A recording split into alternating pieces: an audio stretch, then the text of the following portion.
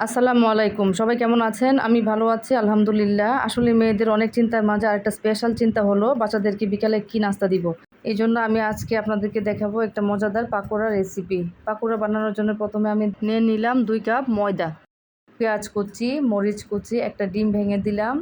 এখন দিলাম লবণ, ১ কাপ পানি। সবগুলো আইটেম মিক্সড করে নিচ্ছি। এগুলো একটু ভালো করে মিক্সড করে নিতে হবে। পানি কম হয়ে গেছে, আর একটু পানি অ্যাড করে দিলাম। আমার আইটেমগুলো মিক্সড করা হয়ে গেছে। এখন আমি চুলায় কড়াই বসালাম, তেল দিয়ে দিলাম। তেলটা ভালো করে গরম হওয়ার পরে পাকোড়া দিতে হবে।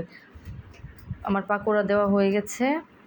পাকোড়ার এক সাইড হলে ভালো করে উল্টায় দিতে হবে এবং উল্টায় একটু নেড়ে ছেড়ে দিতে হবে। পাকোড়াগুলো মিডিয়াম আছে একদম মচমচে করে নিতে হবে।